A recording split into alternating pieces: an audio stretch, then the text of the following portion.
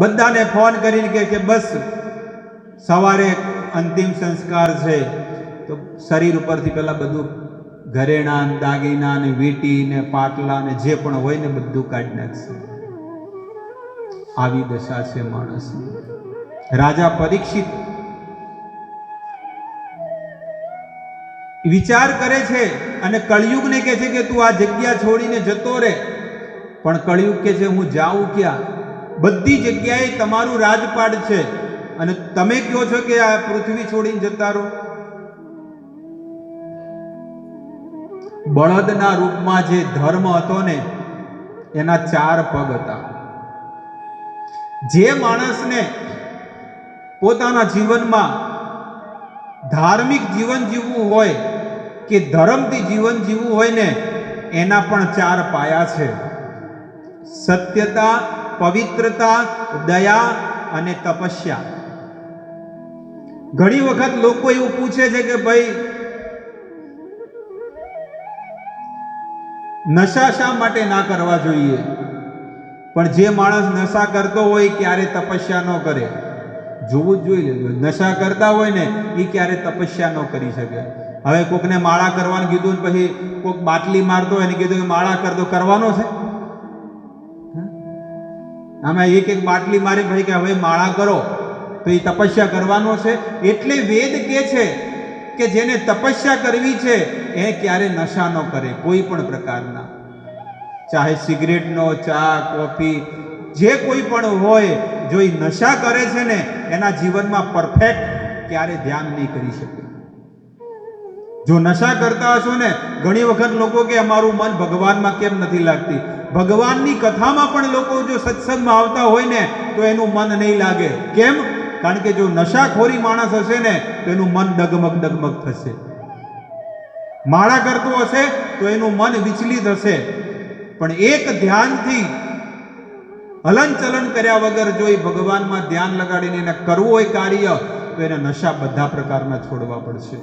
તો જ એ ભગવાનમાં ધ્યાન અને ભગવાનનું સ્મરણ એ જીવાત્મા કરી શકશે, નકર નહીં કરી શકે.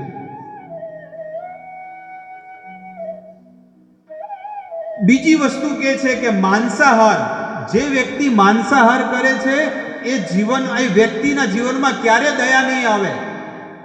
જે વ્યક્તિ માંસાહારી છે એના જીવનમાં ક્યારે દયા નહીં આવે. એટલા માટે જો જીવનમાં દયાવાન બનવું હોય, ધાર્મિક બનવું હોય, તો એના જીવનમાં માંસાહાર કરવું છોડી દેવું પડશે. ઘણા લોકો માંસ ખાતા હોય, ઘણા લોકો અંડા ખાતા હોય. આ સૃષ્ટિમાં એવા કેટલાય જીવો છે કે જે લોકો માંસાહારી છે, કે જે લોકો અંડા ખાતા હોય. ઘણા લોકો કે અંડામાં જીવ નથી હોતો, પણ તમે એને પૂરું પોષણ કરો, તમે જો એમાંથી છે ને બચ્ચું નીકળશે. એટલે માંસાહાર ન કરવો જોઈએ. આ તમોગુણી આહાર છે, જેમાં ડુંગળી ને લસણ પણ ગણવામાં આવે છે. એ તમોગુણી આહાર છે.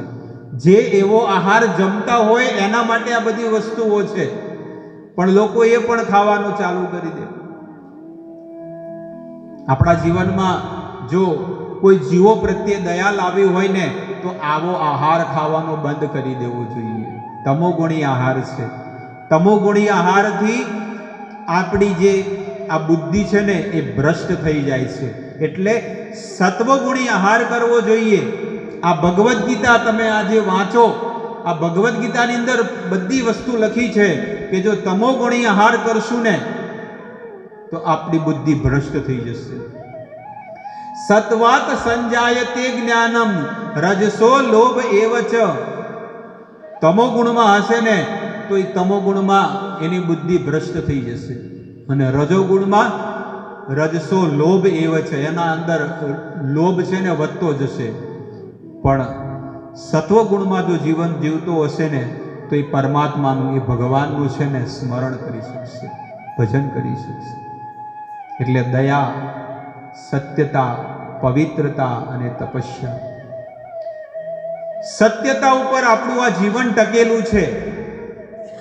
તો જે વ્યક્તિને 4 કાર્ય પરફેક્ટ છે, સત્યતા, દયા, પવિત્રતા અને તપસ્યા, આ 4 વસ્તુ જેના વ્યક્તિના જીવનમાં છે, એ જ વ્યક્તિ ભક્તિના માર્ગ ઉપર પરફેક્ટ એની ગાડી ચાલશે, અને આમાંથી એક પણ પાયો નબળો હશે તો એની ગાડી આગળ નહીં વધે.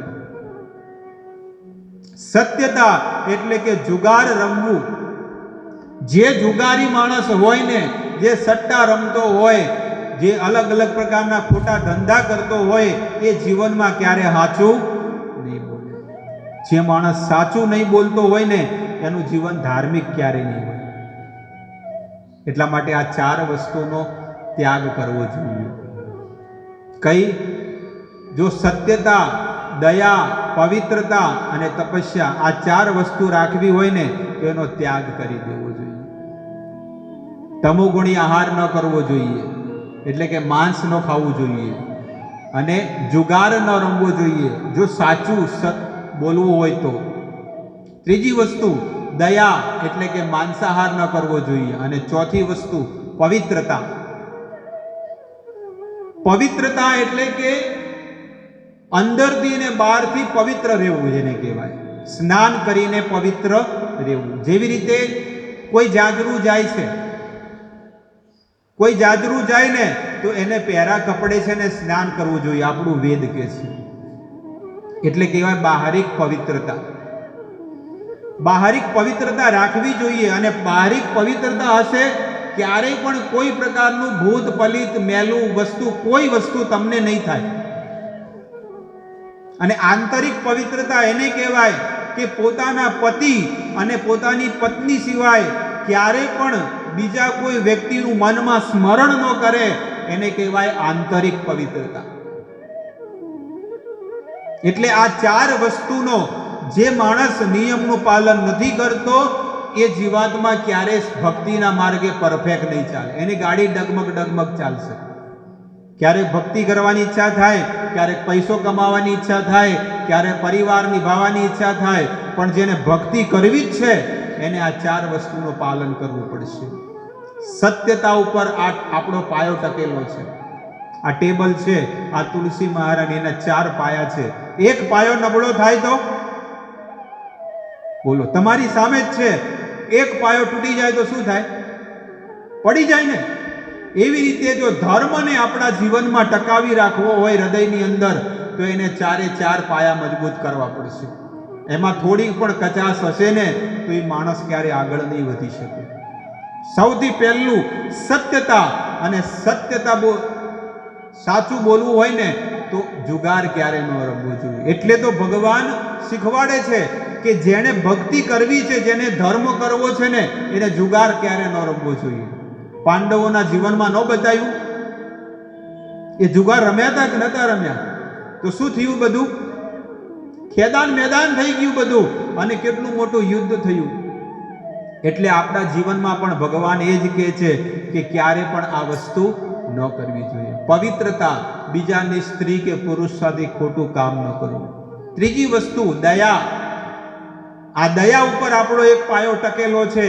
અને જે માંસાહારી છે, તમોગુણી આહાર લે છે, એના જીવનમાં ક્યારે દયા નહીં આવે. અને બીજી વસ્તુ બતાવી તપસ્યા. જે વ્યક્તિ નશાખોરી છે એ જીવનમાં ક્યારે તપસ્યા નહીં કરી શકે. તો આવી રીતે આના 4 પાયા છે. એટલા માટે ધાર્મિક જીવન જીવવું જોઈએ. પરીક્ષિત રાજાનું જીવન તમે જુઓ કે બધા જીવોની જે પણ છે ને કમ્પ્લેન્ટ હોય ને એ બધી સાંભળતા. પરીક્ષિત રાજા ધારે ને તો એ ત્યાંથી જતા રહેતા, પણ તોય ઓલા બળદની રક્ષા કરી, ધર્મની રક્ષા કરી. જ્યાં સુધી આ પૃથ્વી પર ગાયોની રક્ષા થશે, સાધુઓની રક્ષા થશે અને ધર્મની રક્ષા થશે ને, તો આ સૃષ્ટિમાં ભગવાન બધી વસ્તુ આપી દેશે. પણ આ પૃથ્વી પર ગાયોનું લોહી પડશે, ધર્મ નષ્ટ થઈ જશે, ધાર્મિક વસ્તુઓ નષ્ટ થઈ જશે, તો પછી ધીરે ધીરે આ પૃથ્વીનું પતન થઈ જશે. તમારે જુઓ તો આપણે બોરિંગ કરે, ખબર છે? બોર કરે પાણીનો. એ બોર કરે, શરૂઆતમાં પાણી બહુ આપે અને બહુ બધું પાણી તમે લઈ લો, પછી છેલ્લે શું થાય? બોર પછી શું કરવો પડે?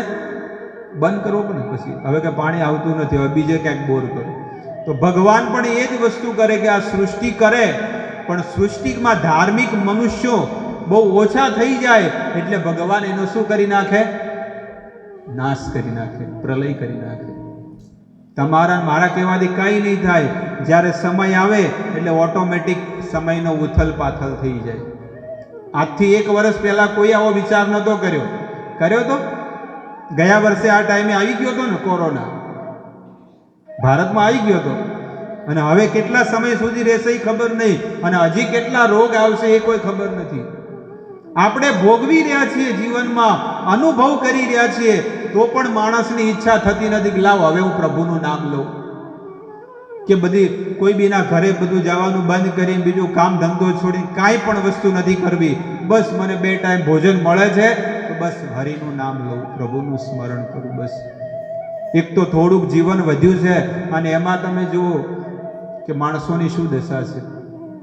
એટલા માટે મન લગાડવા માટે આ કથા છે, આ સત્સંગ છે, જેના નિમિત્તે આપણે અહીંયા કથા સાંભળી રહ્યા છીએ.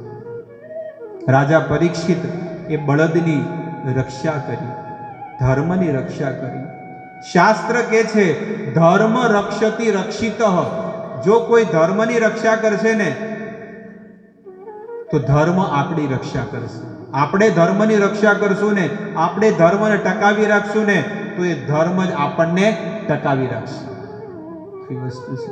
એટલે માંસાહાર જીવનમાં ક્યારે ન કરવો જોઈએ. અને એના પુરાવા છે, મહાભારતમાં લખેલું છે, નહીં માંસમ તૃણાત કાષ્ઠાન દ્રુપલાદ વાપી જાયતે હત્વા જંતુમ તતો માંસમ તસ્માદ દોષં તુ ભક્ષણે.